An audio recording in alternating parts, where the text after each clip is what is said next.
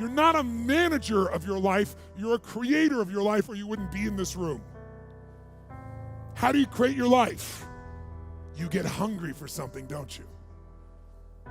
Who has done something in your life that once seemed difficult or impossible, and now it's part of your life? Who's got something in your life in this area? Say I. How did you do it? You created it 3 ways. Number 1, you decided there's something you wanted so bad that you unleashed all your desire. You became obsessed with it. If it was a business or a car or a relationship or a transformation in your body, if there's something you once envisioned and now it's real, it's because you didn't just envision it, you brought so much emotion to it that now it's in your life. It was once a dream, it was once a goal, and now it's in your life. How many have something like that in your life now? Say I. You may take it for granted now, hopefully not, but it was once just a vision. It may have seemed impossible at one time. So how did you do it? You started with a concrete vision of what you wanted, and you focused on it continuously, didn't you? Wherever focus goes, energy flows. You envisioned something, you got clear about it, and then you started thinking about all the reasons why you wanted it. You got excited about it. Said, this is what's next for me now. I want this. You may have dreamed about it, thought about it, talked about it. But when you focus on something continuously, something magical happens. You get insights, don't you? You overhear a conversation, and you hear something you wouldn't have heard if you didn't have that outcome or goal that you wanted so badly. Who's ever come up with something, obsessed about it, didn't even know how to do it, and it just happened, and it came together? Who's had that experience? Say I. So why don't we tap into that power now for your business and life? When you say I'm prepared to kill, I'm prepared to die, it might sound strange to them, but do you have to have that attitude to be at the very top in your sport? I feel to be at the pinnacle of any game, in whatever you do, you've got to be a little bit gone to it. You're not all there. You've got to be almost insane to your craft. Not a lot of people can understand that.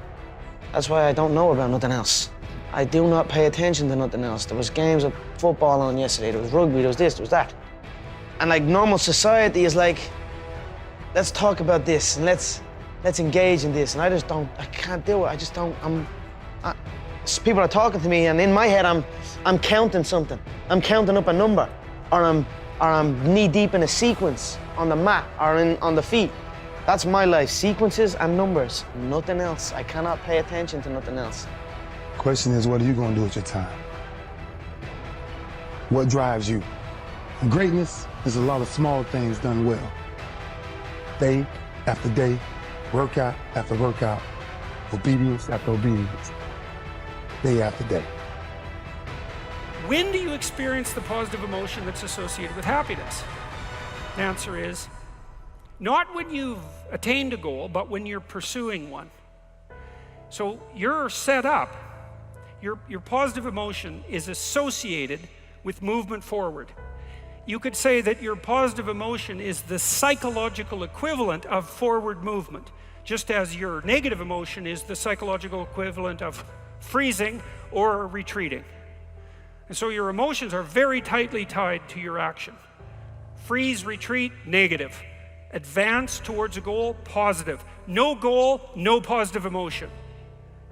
Now, if you don't remember anything else from tonight, that's a good thing to remember. No goal, no positive emotion. You have this opportunity of a lifetime. It means absolutely nothing if you don't take advantage of it in the lifetime of this opportunity. I got a saying that when life knocks you down, try and land on your back, because if you can look up, you can get up. You've got to start saying yes to your life. You've got to start saying yes to your dreams, yes to your unfolding future, yes to your potential, as opposed to saying no. I need you to keep talking about what you were just saying. It's warm on the couch. That's Your it. missus says stay in That's bed. it. It's comfy, That's it's it. cozy. That's You've got it. work later on. You had an argument last night. You're slightly it. hungover. Because I know every motherfucker ain't gonna do what I'm gonna do. So this is how you level up. That's how you level up. I know there's a whole bunch of people with that right there. That fires me up. That makes me fucking happy, what you just said.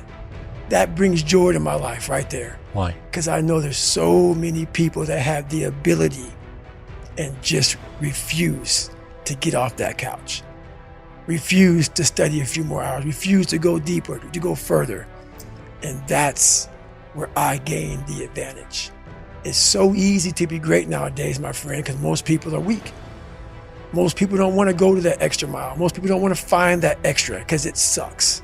It's miserable. It's lonely.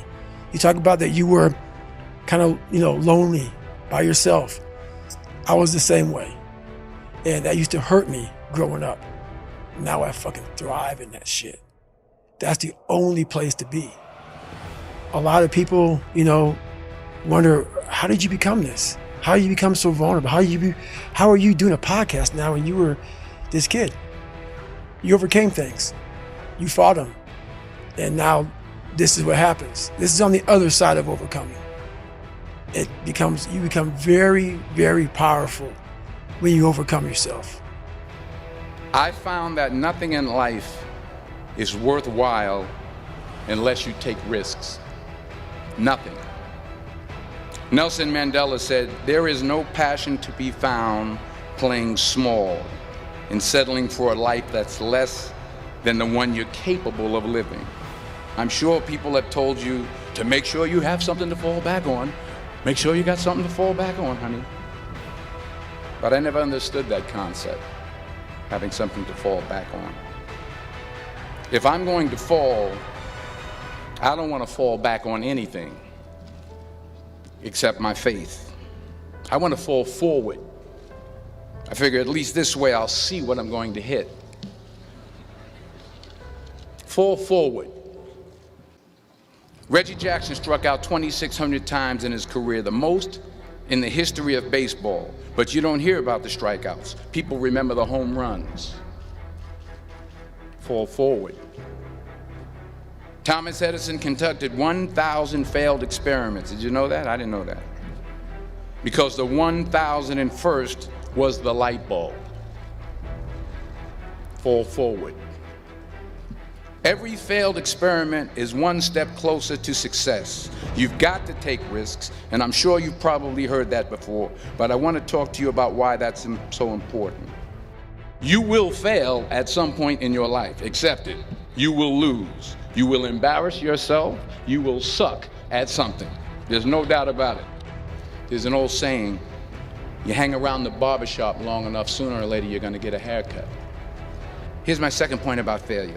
If you don't fail, you're not even trying. I'll say it again. If you don't fail, you're not even trying. My wife told me this great expression. To get something you never had, you have to do something you never did.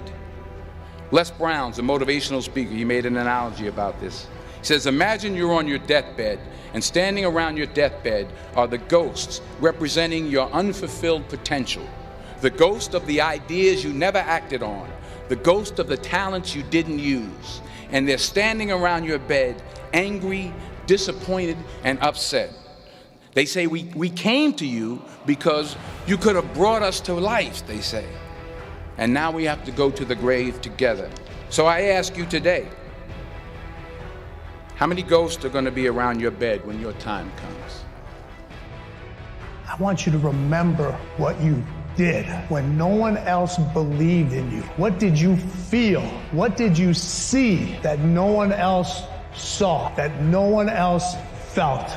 Remember that moment.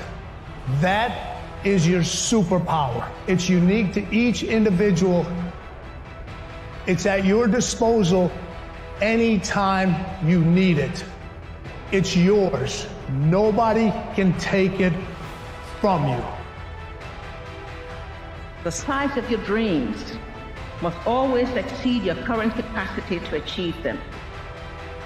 If your dreams do not scare you, they are not big enough. If you start off with a small dream, you may not have much left when it is fulfilled, because along the way, life will test your dreams and make demands on you. I never ran track, but I've always heard that, like, if you ever want to be faster, you got to run with a bunch of people who are way faster than you. And there's something that happens with us as humans. When you are surrounded by those who are superior in their performance than you are, you're bound to be lifted up if you're as ambitious. If not, you're wasting everyone's time. Two things we get every day. That's a chance and a choice. Let's put more value on the choices that we make, because our choices is what determine our destination.